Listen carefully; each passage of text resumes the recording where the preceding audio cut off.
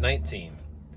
We are so accustomed to the use of figurative language in sermons, essays, and stories nowadays that it is sometimes difficult to make people understand that true science does not employ metaphors and similes unless by way of emphasis or for the sake of clearness, but means what it says. That is one reason why science has a language all its own and why it has to invent new words to describe new factors or formulas or discoveries in the onward march of knowledge. It is important for the reader to understand that, except to make my point clear or by way of the emphasis of fable, I have been writing in literal terms in these chapters. For instance, the repeated assertion I have made that nature's laws are universally true and applicable is meant to be taken exactly as it is set down.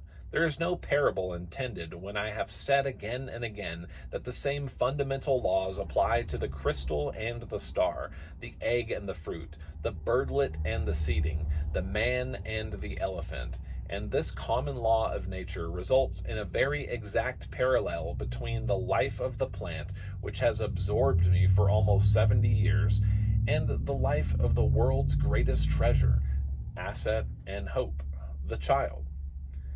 In a little book I published a few years ago, I went into this subject at some length. Since that time, I have been increasingly impressed with the analogy between plant breeding and the breeding, rearing, training, and education of children. I am more and more convinced, too, that the underlying principles of my work have a definite significance in this connection, and I could not round out this harvest of my years without summing up my experience and conclusions, feeling as strongly as I do that the simplicity of the principles and their enormous importance alike commend them to the thoughtful parent or teacher, to all, in fact, who are interested in children. The subject is one to which great attention has already been given, but you will observe generally that the authorities are specialists in some phase of medical knowledge, of education, of pedagogy, of psychology, or of physical training, and very few of them have succeeded, in my opinion, in withdrawing from their professional points of view and taking a wide and impersonal look at the whole field. Certainly, almost none of them have been naturalists, which appears to me to be the first thing every sound trainer or teacher of children should be.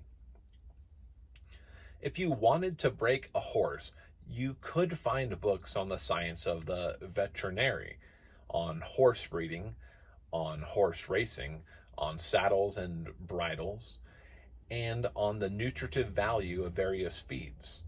But you would have to read them all, and a lot more, if you were going to understand the horse sufficiently well to make him obedient, docile, useful, and a friend. If you were expecting to assume the responsibilities of parenthood and wanted to be competent to carry the job through in a workmanlike fashion, you would find yourself confronted with a whole library of books on prenatal care of the mother and child, on obstetrics, on feeding, on bathing, on early training, on physical education, on psychology, and so on through the whole list. And yet, with a year's reading, I doubt seriously that you would find more than a scant reference to the fundamentals of life on which all that is true in your books must be based, and without which every pretty theory and fanciful conceit and table of statistics is mostly guesswork and largely misleading. What I've been trying to say in these chapters is that those fundamentals are amazingly simple and plain to understand, and that anyone who learns them and correlates them with the other facts of life and with his experience as he goes along can use them in everyday life. Because I love children and wish for every one of them a future bright and assured, and because the fundamentals of which I write are so understandable and valuable in all your activities, I want to set the principles down again and then elaborate on them a little as I find them refer to the breeding and rearing of our boys and girls. First, then, all we know of life certainly is that it began with the cell that, by division, reproduced itself, giving the infant cell its own character and powers, and also giving it the added power of varying so that it could adapt itself to a new environment. The infant cell matured, added a mite or mote of new character to what its parent had possessed, divided, and thus established a new individual that, in turn, added a faint touch of new power or new possibility or new nature to itself, and passed this, with the characteristics of its parent and of its parent's parent, on to a fourth generation. Second, the diversification of life proceeded slowly and steadily from this repeated division and this repeated addition of new characteristics to the original powers and characteristics of the first cell. Colonies of cells were formed and became the nucleus of vegetable life, the beginnings of vines and flowers and trees and vegetables, each generation adding something. If it survived under the play of negative and positive forces, hardship, drought, water too salt for it, or land too moist, and so on, to the possessions of the generations that had preceded it, vegetable growths took on the new characteristic of motive power, and animal life appeared, probably first as tiny monads in warm salt water, then as the beginnings of fishes, and finally as land animals. Each generation added something because it had to add to its inherited powers and possibilities or die, and eventually the forebears of the animals we know came into being, and to be the heir to the new to all the ages, man at last appeared. Third, the law of growth and development never ceased to operate, as it had from the beginning, and today as much as in the dim years of aeons ago.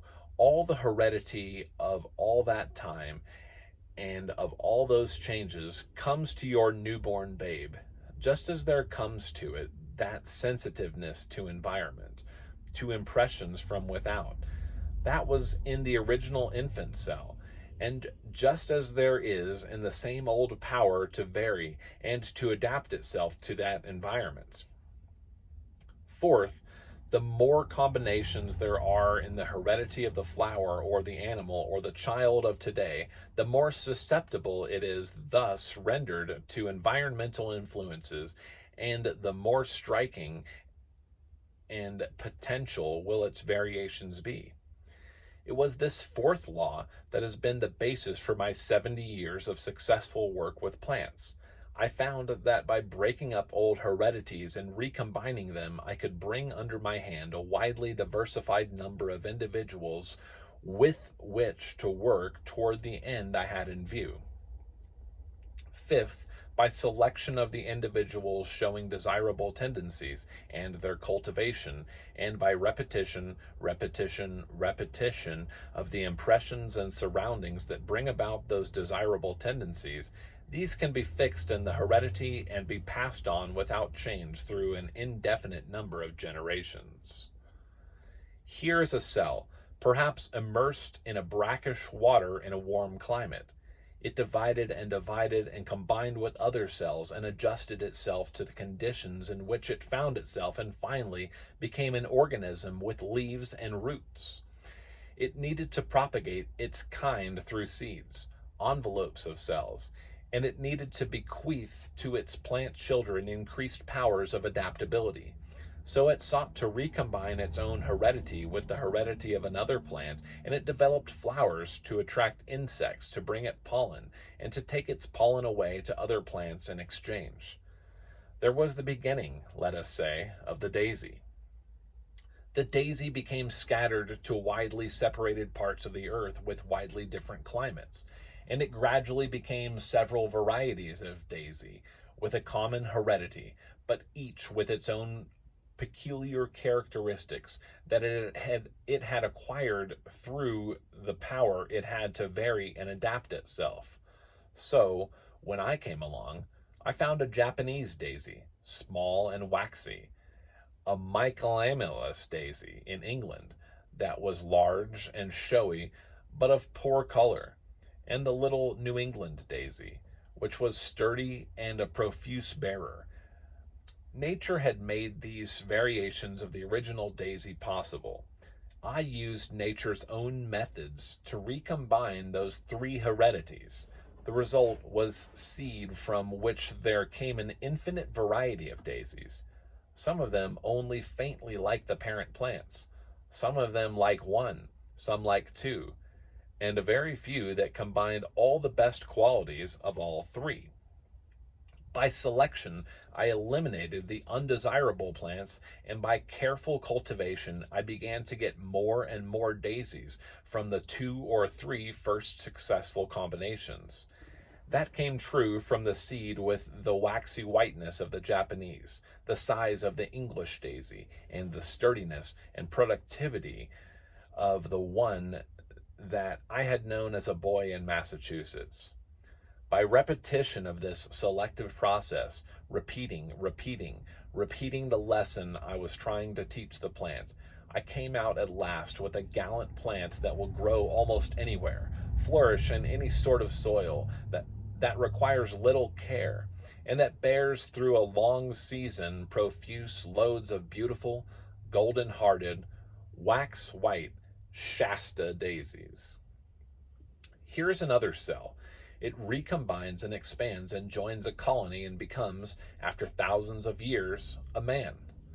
The man's heredity is combined with the heredities of a woman. A race is established. The race goes on, migrates, tries new countries and new tasks, develops, adjusts itself, learns new lessons, is given new powers from its environmental experiences, and you, my readers, are at last produced with a heritage of mixed and untraceable and countless generations behind you, and more susceptible, perhaps, to impressions from your environment than any of them. The husband has one heredity. The wife has another. Your child is born. There is the latest fruit of 1,000 years of slow, gradual development. The sensitive little individual stamped with its heredity, but tuned to receive and to be influenced by a million environmental pressures that will close in on it from every side in every minute of its life, from the moment of its birth to the instant of its last breath.